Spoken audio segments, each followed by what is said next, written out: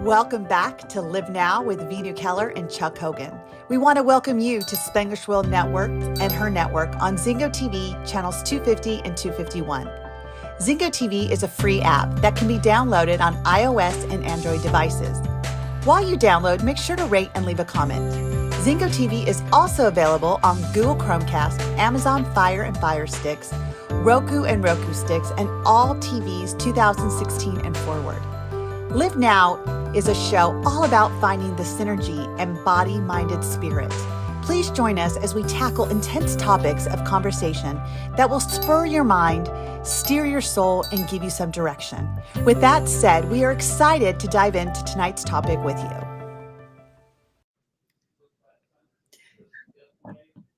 Hello. Hey, how are you tonight? Doing great. How are you, Chuck? Oh, awesome. So always so great to see you, my friend. You too.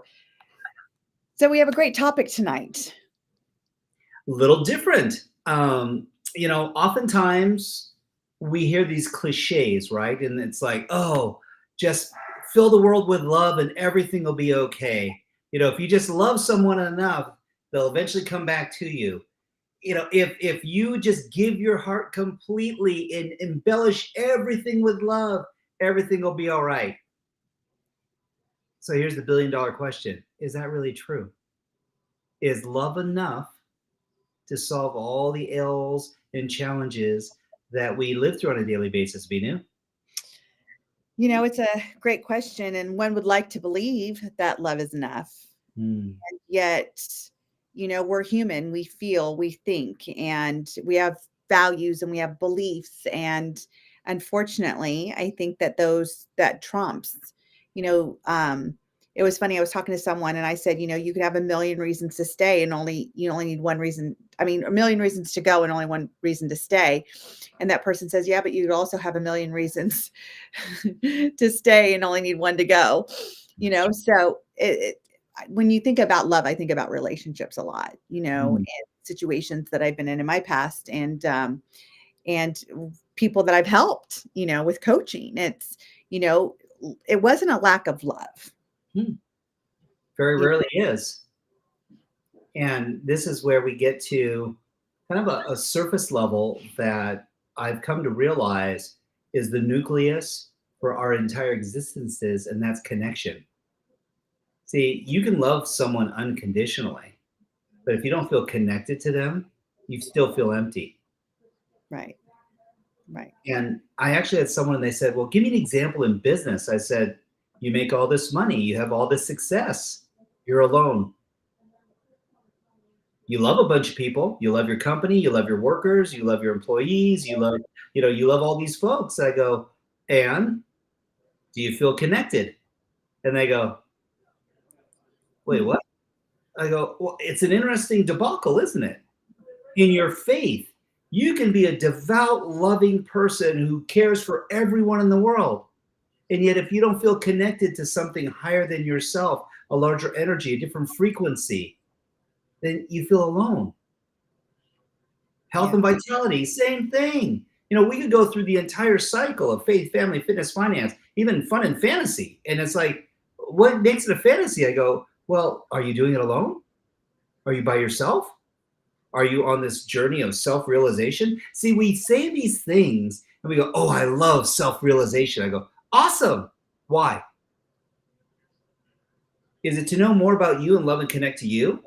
Or is it so that you're loving connected to yourself so you can actually share it with other people? So the connection actually has more value than even just that emotion of love. And it's like, ooh. Or are you trying to love and connect so you belong? Even deeper, right? Because why do people join a gang? Why do people join organizations? There's, I have a wacky belief, and that is most people in the world of self-development, they will justify it by saying that they're learning a new skill. Mm-hmm. They'll justify it by saying that, oh gosh, if I can just help others. And I go, okay, wait. So let's get to the core of that. If you're helping someone else, how does that make you feel? And how does it make them feel? Right. Oh, so it's the connection.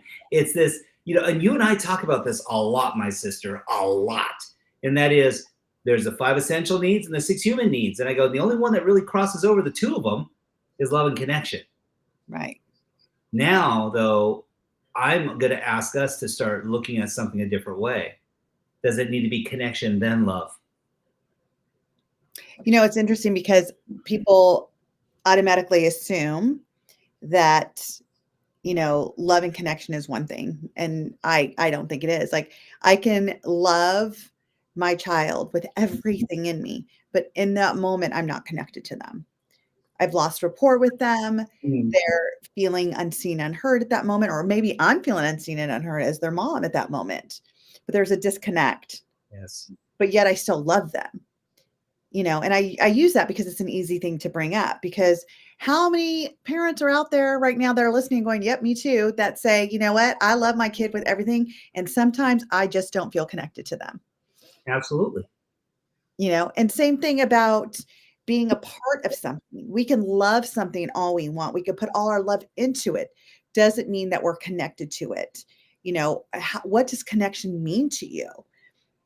I mean, I think that's what it comes down to, is like, how are we viewing what connection is versus how are we feeling loved? You know, I just did a Facebook post today about that unconditional love, is that we say that love is so unconditional with our family and our friends, but our entire life, we feel like there was conditions around the love that we were able to receive when we were little and going through life.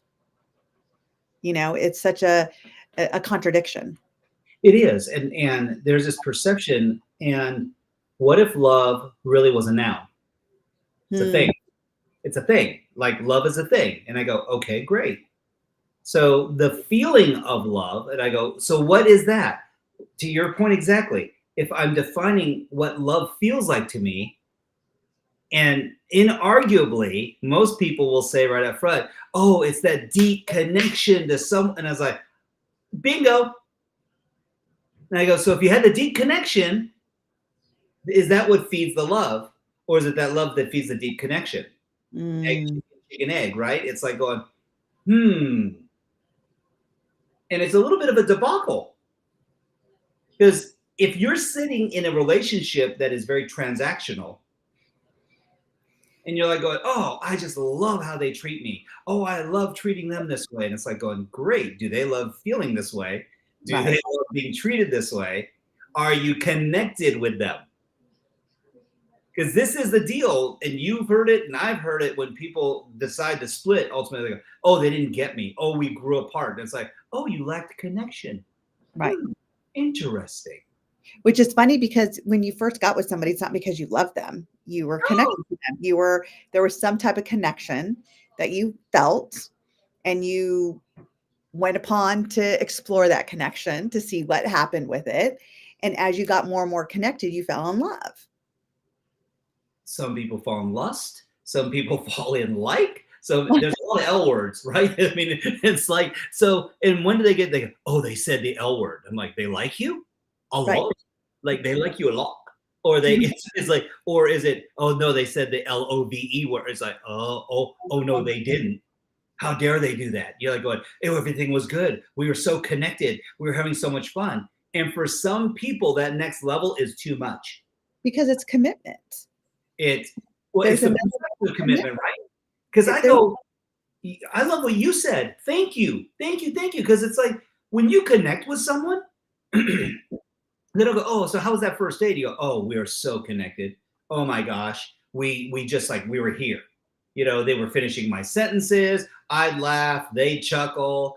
They knew what I was going to say before I even said it. And you're like going, okay.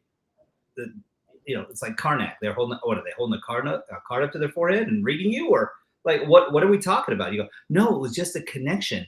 And this is where I wonder sometimes, Veenu, if that connection is that energetic frequency that we talk about, where, and this is what's beautiful, connected regardless of situation. Right. Regardless if you're steamy and hot, regardless if you're cold, dead fish, regardless if you're perturbed at one another, regardless if you're, you know, having a great time and having a humorous engagement with someone else. I go, that connection has a level of appreciation to it. Also has a level of understanding, because isn't that the presupposition to being able to be connected with someone, that we're not judging, that we're actually accepting?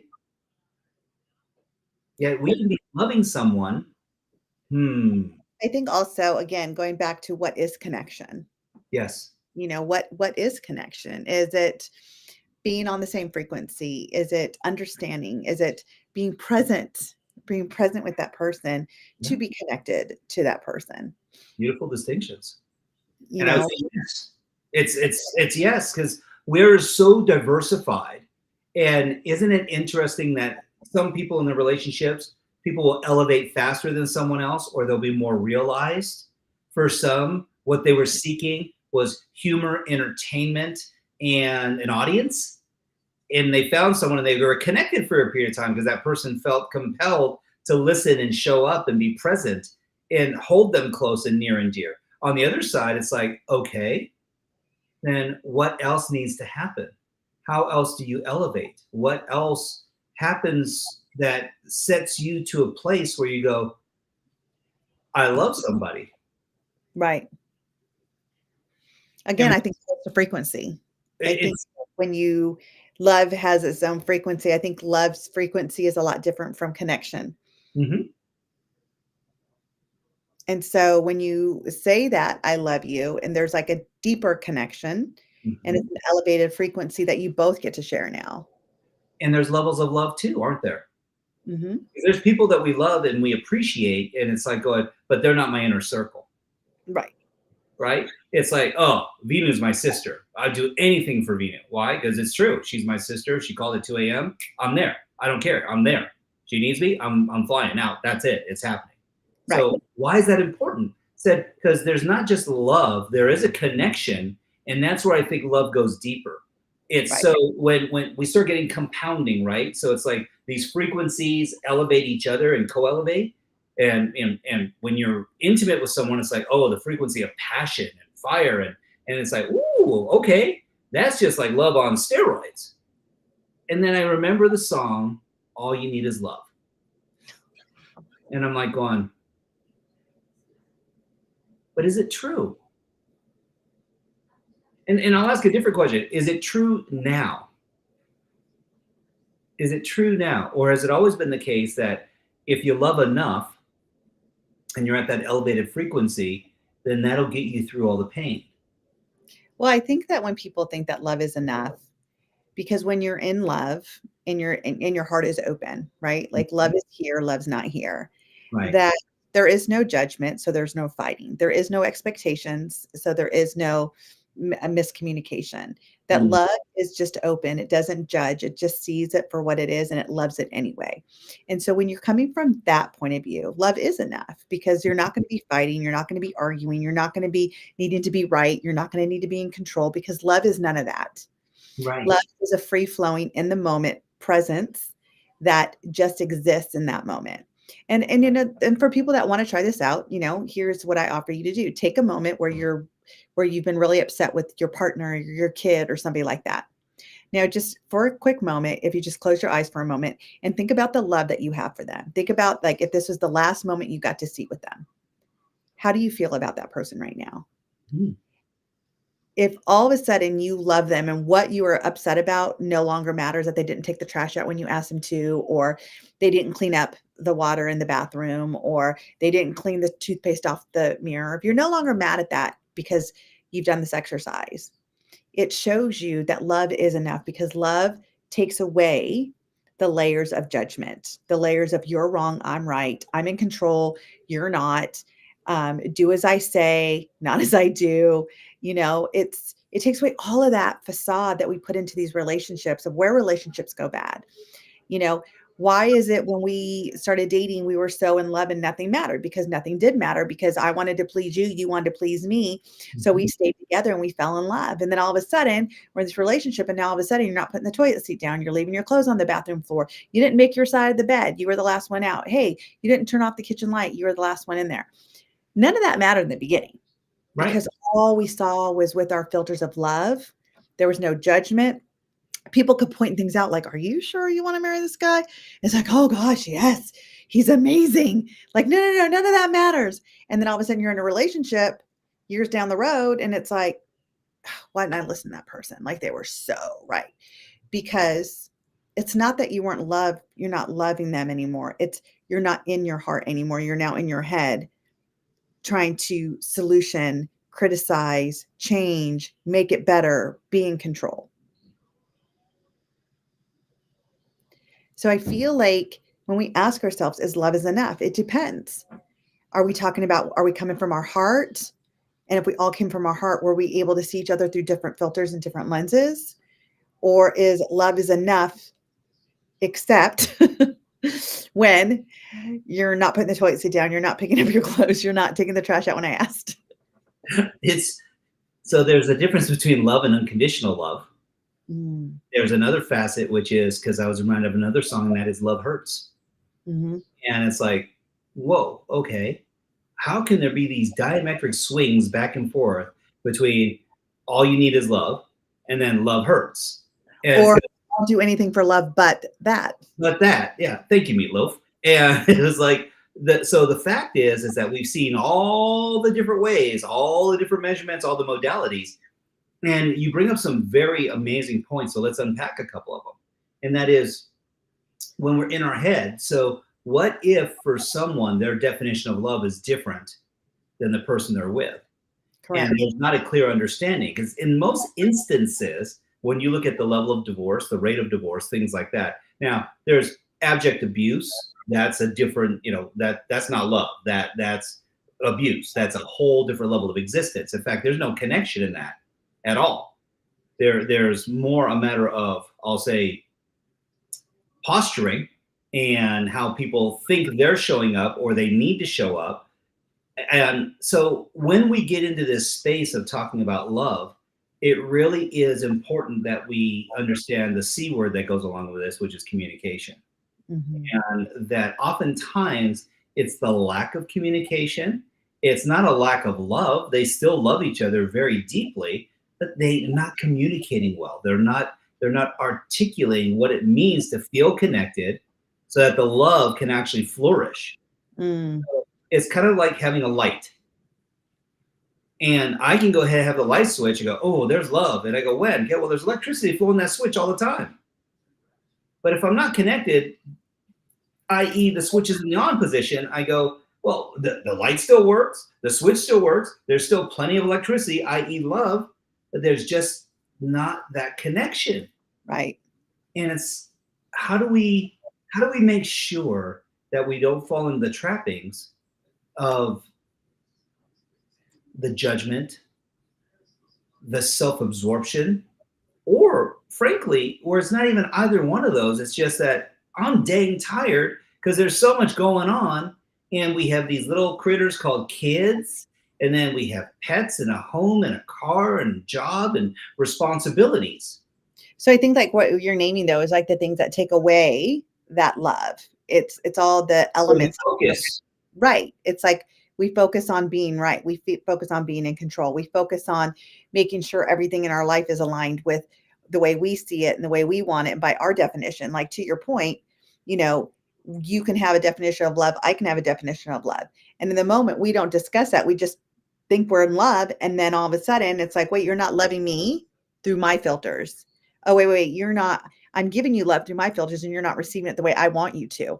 Right. And then it comes back down to that, the communication, but it also, I think the other C word, when you said C word, I'm like, yes, conditions. And you're like, yes, communication, Yeah. but it's the conditions, right? They're all C words. It's like, at what point do we allow love to just be and take over? Because we don't do love.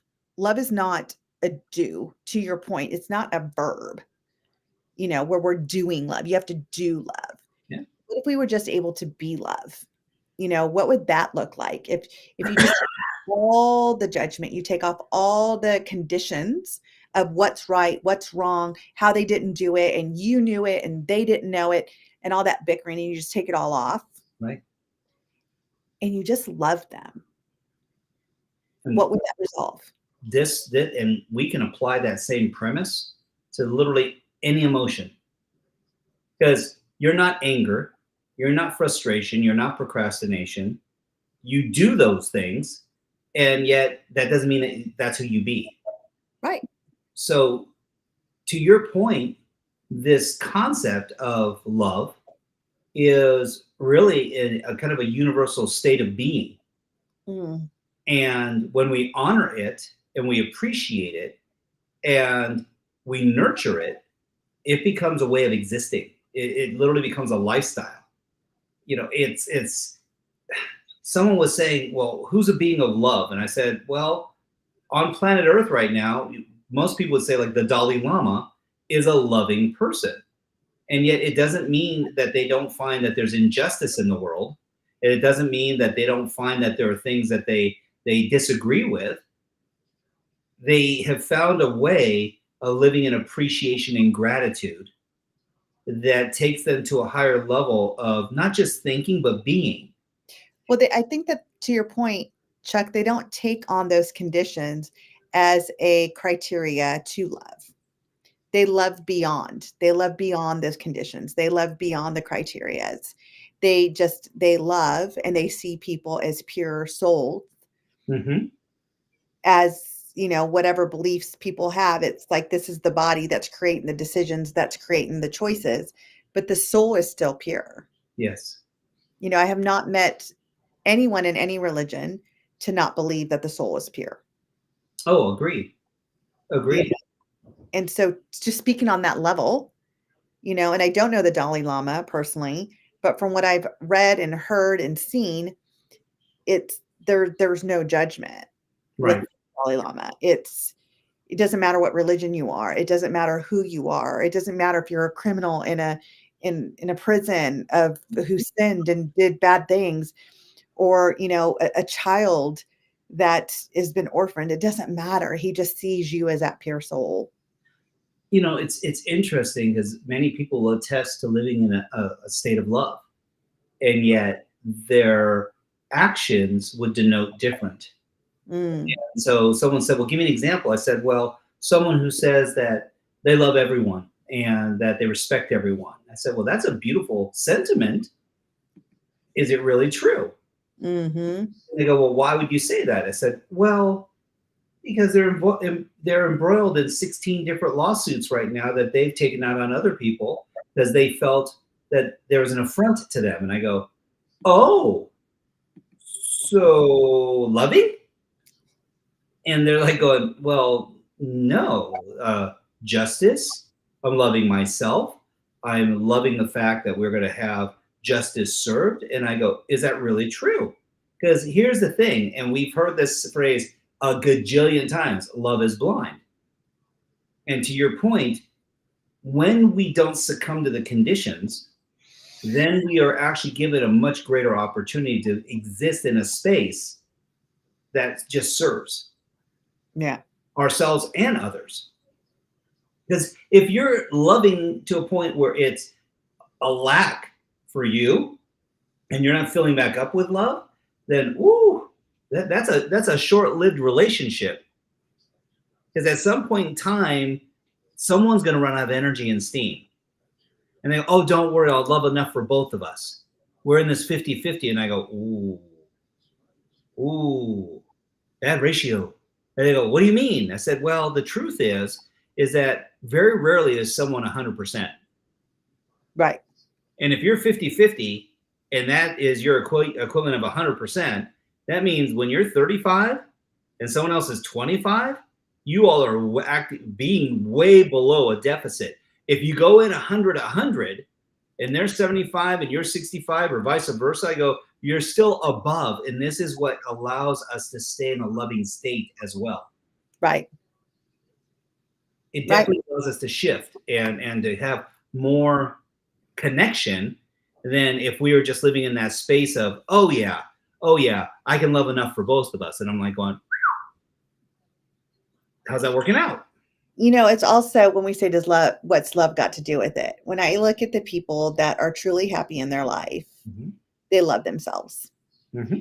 The people that are constantly not happy in their life, there's a lack of self-love. Mm-hmm. And it's almost like people know how to love other people more before they learn how to love themselves.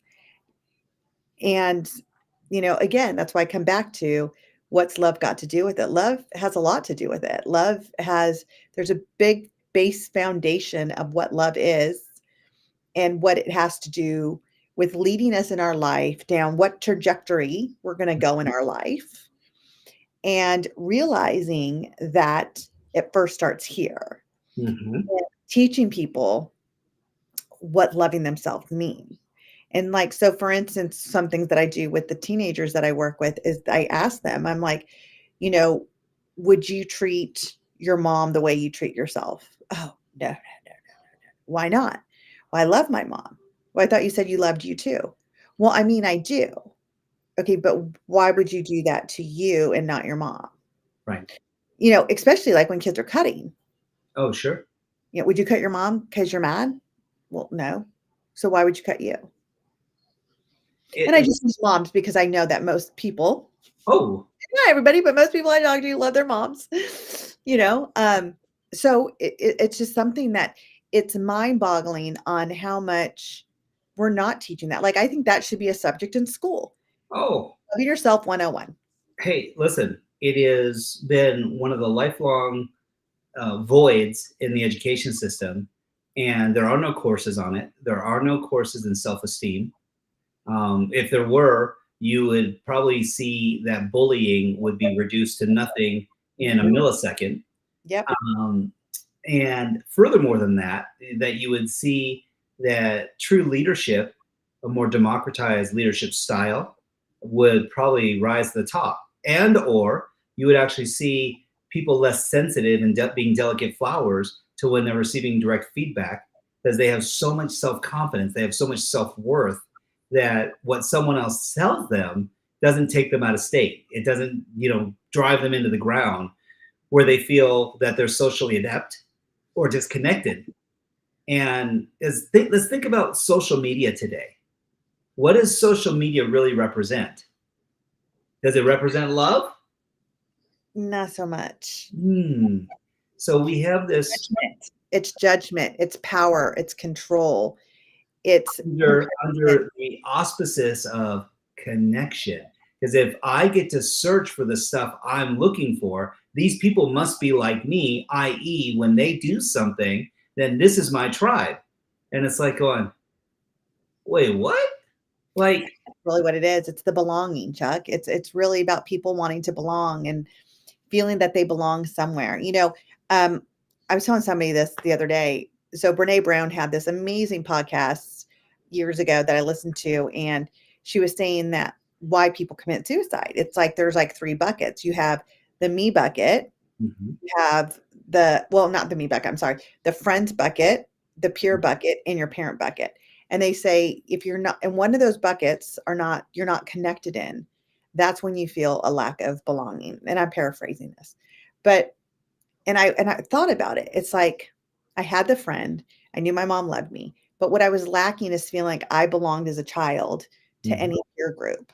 I always felt like the outsider, that nobody wanted me.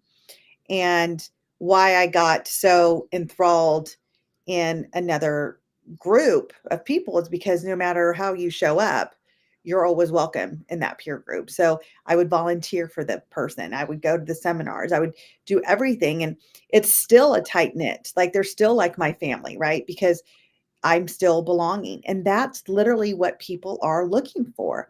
That sense, like even like our group that we're a part of, YBL, everyone's welcome there. So everybody wants to be a part of it. And you're seen there, you're heard there. People share ideas. I was on today. I was on a talk with one of our members today that just wanted to help because he's like, oh, you're a part of YBL. I want to help you. I want to see you succeed. And it's like, what? There's people in the world like this that doesn't want something. But that is where you start to see the pure love. Yes. Love of, number one, love of what they do. Love of sharing what they do, and love of seeing someone else, progress because of it. It's and there's no deeper form of connection than when you're vibing with someone, and it's a catch and pitch. It's like this ebb and flow, which is a beautiful construct, because now you're not just at one frequency. You're seeing this kind of, as we talk about, the synergy of life, where irrespective of where someone else is at, mirror and matching, pacing and leading, all these different modalities of rapport. I go, and the truth is, you're not doing it consciously. because there's no questioning of intent. And this is where we get to the core of some of what we're talking about, which is, when people are dating in today's environment, I don't even know what that would look like. I mean, seriously, I'm like, oh, thank you, Julie, for like staying married to me for 36 years and not kicking me to the curb. And as you know, like Brian married up in you, I married up in Julie. And no, oh no, it's true. I realize this. And there's another side of it too. And I go, she makes me a better man. She makes me feel more self-confident. And I feel better about me, not because I'm with her, because I get to be the best parts of me and share that with her and my kids and our community. And to your point, I started realizing, because I was beguiled for a while too, where it was like, oh, well, we're all serving together in this community. And that feels really good. And I love that. I still love serving.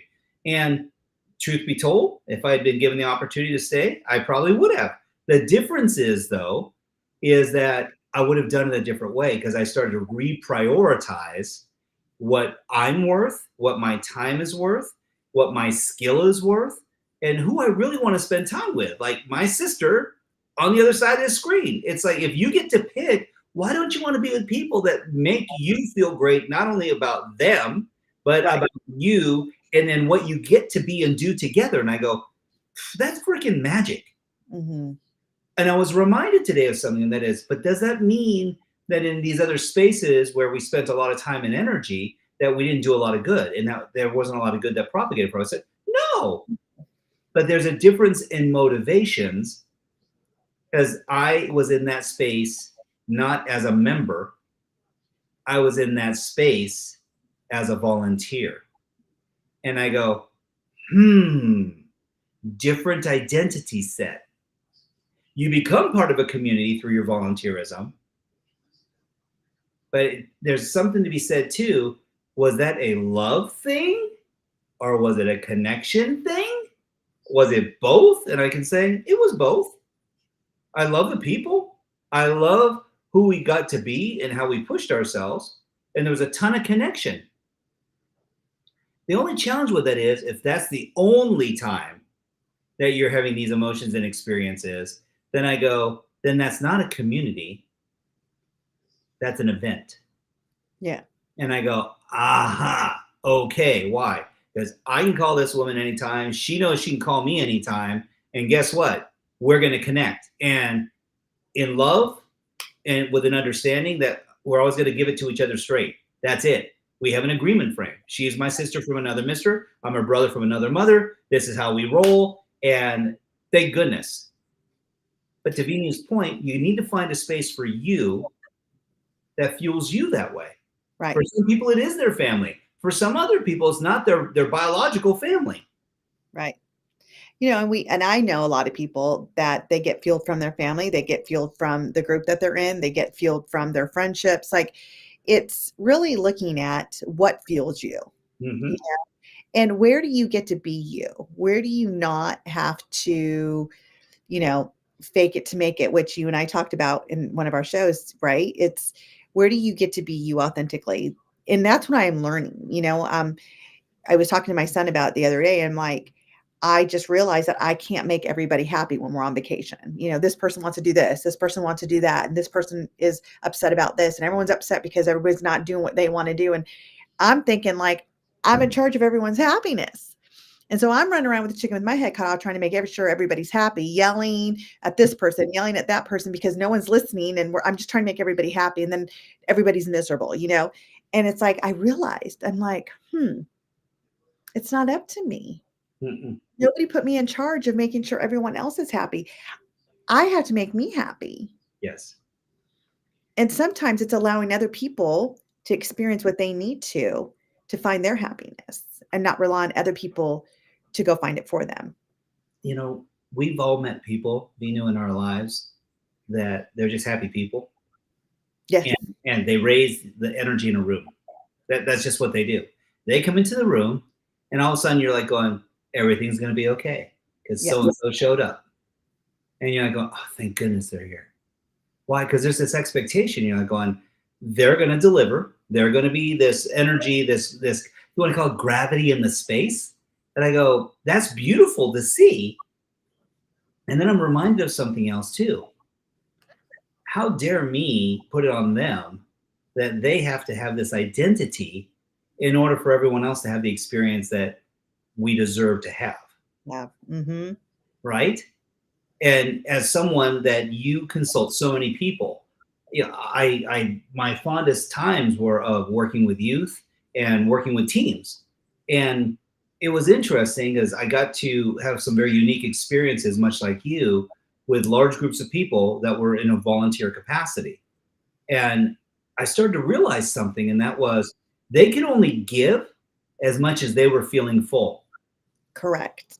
Right? So it's like, how do we help co-elevate each other and stand for each other, where now they're filling up while reciprocating and serving at the highest level. So this can be at your job, this could be at the soup kitchen, this could be at church, this could be, you know, coaching a soccer team, basketball, art, music, whatever the case might be.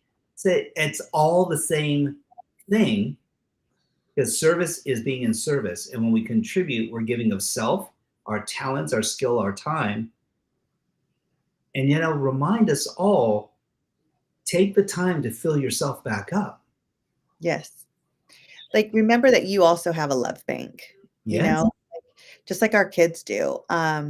You know, on my show, Redefine Parenting, that's on Thursday nights, I had a guest on last week, and she said this beautifully. She says, you know, it's knowing what my kids' love languages is. Mhm. Because when I see them acting out and I'm seeing a behavior, all of a sudden it's like, wait a second, their love bank needs to be full. So I might just come to my child and say, you know what, come here, let me just give you a hug. And all of a sudden, everything just changes in that moment, right? It's because you filled their love bank up. So again, what does love have to do with it? Love has a lot to do with it. Is it going to fix everything? No, because we're not in a world where we're all in our heart space. Yeah. Because life doesn't function that way.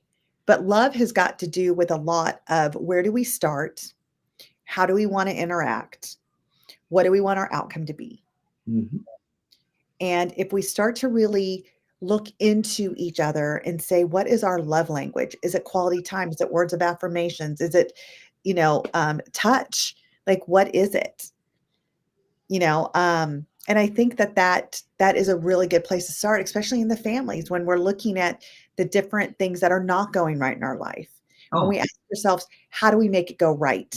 Instead of like, you know, what's one more thing that can go wrong? Well, what's one thing that can go right? The love can go right. Absolutely. Right. And I'm reminded in all this still that the number one rule, if we're looking at the steps of change, is connect and understand and appreciate their world, which is exactly what you just said.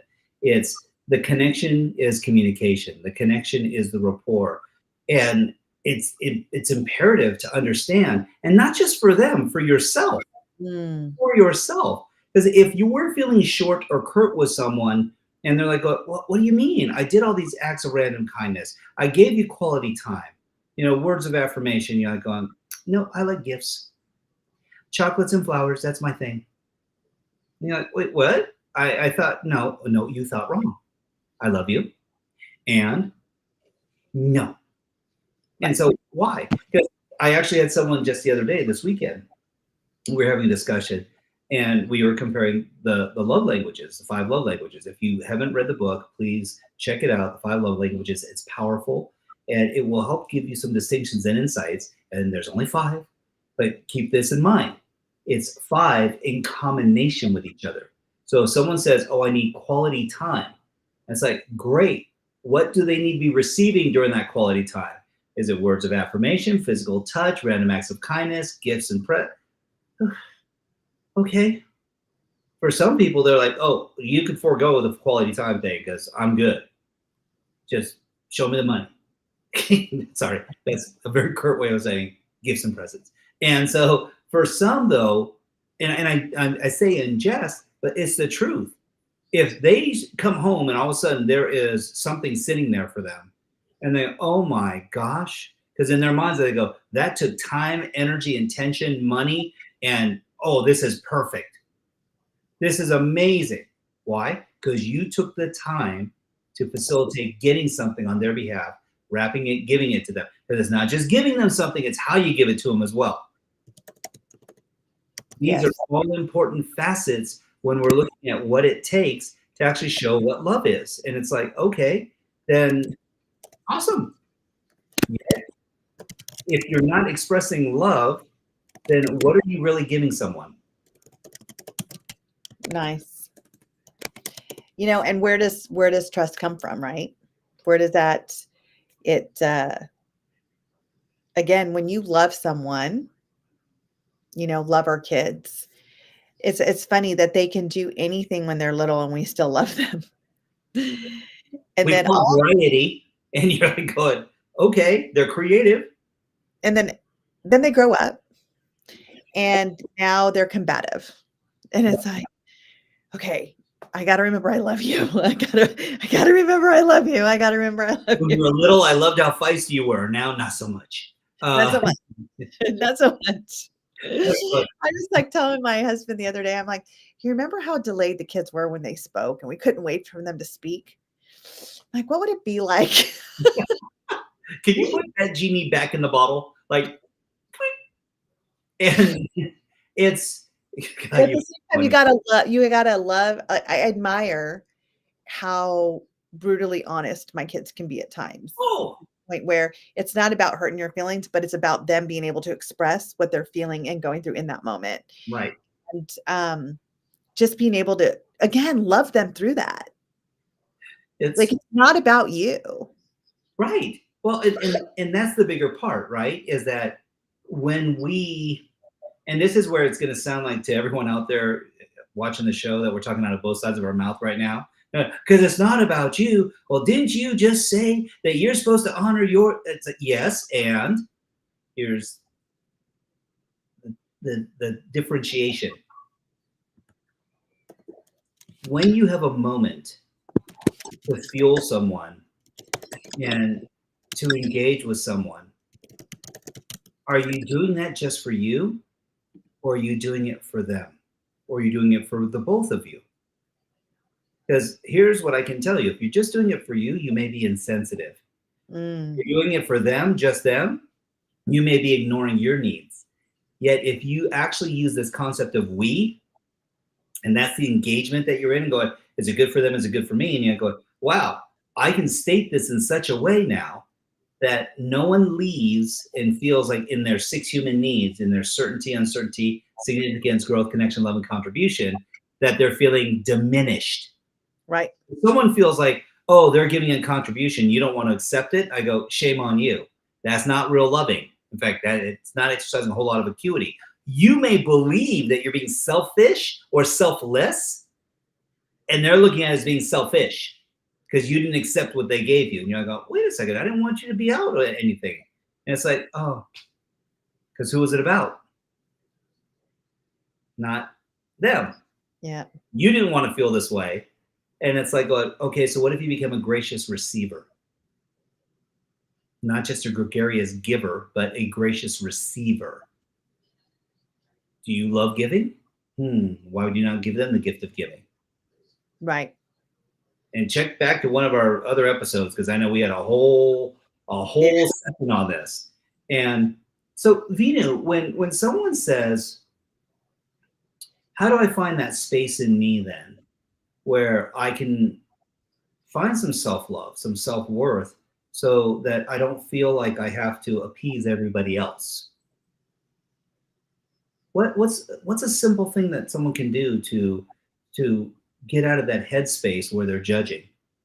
So one of the things that I offer to my clients is a simple question that they ask themselves. What do I need right now? What do I need right now? Do I need quiet time? Do I need to talk to a friend?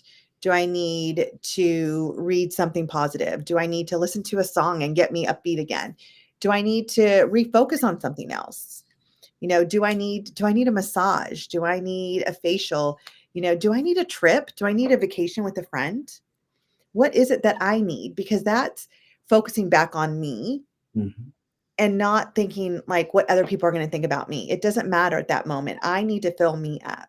Because Right. I'm going to tell you, you and I've talked about this just as friends offline. Like you and I both have been depleted at one Oh, time or another. We've needed each other and we've talked to each other. And it's like, okay, what do we need in that moment right now? It's because you're definitely depleted. And a lot of times when you get to that, and again, we've done a show on this, when you are so depleted, sometimes you don't even know what you need. that's And so what I invite you to do is call a friend, call somebody that you trust that loves you, that really loves you. mhm. You are loving someone, there is no judgment. I've been on a call with you, Chuck, and there's been no judgment, and you just needed a friend. And I was so glad to be there just to hear you. And it's like, you didn't know what you needed in that time, but you were so depleted, and vice versa. It's like you just get so depleted. But when you have that friend to just say, look, I'm here. If we Yes. just need to sit on the phone and be silent together, just so you know I'm there with you, Yep. then that's what we'll do. If you Yep. want me to talk, I can do that. If you want me to listen, I can do that. But right now, Venu, I just need you to know that I got you. And sometimes that's all you need. Oh, You don't have to carry everything on your own. well, and the first step in loving yourself is tabling your ego. Yes. Thinking that it's like, oh, well, Venu's a neurostrategist. I'm a neurostrategist. Ah, ha, ha, ha. We can figure out. It's like, yeah, there are times when you just get so depleted to your point, and you're like going, I'm a resourceful person. I help every other person every single day. And yet I'm reminded of the saying I created 20 years ago. And that is, Right. my family and I deserve the best of me and not what's left of me.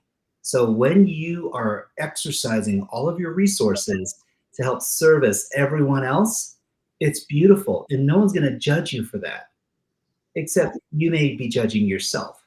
Right. And That's one of the reasons why I love Your Best Life now, because it's a place that I get to be just me. I'm not the strategist. I'm nothing. I'm a member who gets to love people and be loved on and just be really felt in that moment as a person of belonging, where how many of us get an opportunity like that instead oh, of always having to do and serve and do and serve? It's like, what if you just get to be? listen, it was something that was a dream for me. And when we decided to create this space, and thank you for trusting in it too. I mean, you're one of our strategists, but you're a family member, you're my sister, you are a member. And I love you for saying that. It's so important that people understand that you're not broken. I Right. mean, it's not what you give to everyone else, it's who you be in you that you share with everyone else. That's very different because no one's asking you to be more than who you are. No one's Right. expecting you to pony up and say, oh, well, here's my financial records. Here's my, no, it's actually the opposite, which is, you know what? You're freaking amazing. You are a hoot. I just love being around you. Your energy's intoxicating. Your smile, your gregarious laughter, your adventuresome streak. You're like, bring it, girl. Attitude is like that's what people love. And it's an entire community like that. It's the only space I've actually found, Venu, where everyone's as nuts as I am. True story. And so people are like going, wow. So like attracts like. I said, boy, there's a resonance frequency. And when you find it, you don't even have to explain it. You're just like, oh, this feels so freaking good. Right. It feels so good. So So I think it goes back to when you say, how do people look at themselves and learn how to love themselves? It's asking themselves, what is it that I need? yes. You know? And listening to yourself, Yes. Take, please. take action on that. Well, you do, because it's the other thing is that people can become dismissive, and they go, "Oh, yeah, I'll get to it." And I'm like, "When would now? Because tomorrow may not come." So do Amen. yourself and your family and the ones you love the most, including yourself, and be honest, open, and take action. Yes. So, Chuck, that's it. Look, we have done another episode. Thank you guys for tuning in with us. And Chuck, it's always great to come and have these real raw discussions with you because it is what we're dealing with in our life right now. These are real live topics that you and I talk about that people are dealing with, struggling with, want more information on. So I'm so happy to be here in this space with you and creating this for the entire world. You're a blessing in my life, sister, and I appreciate you. I can't imagine being with anyone else or doing this with anyone else. You're amazing. Thank you. Thank you. Until next week. Thank you for joining us on this episode of Live Now with Veenu, Keller and Chuck Hogan. Follow us on Instagram at Veenu Inspires and at Chuck Hogan Now. For more about Veenu, please visit VeenuInspires.com. And for Chuck, please check out YBLNow.com. This show can also be heard on Spanglish Radio Network. Please check out SpanglishWorld.ca for all your news and programming. Spanglish World. Watch it, hear it, read it, download it, and live it.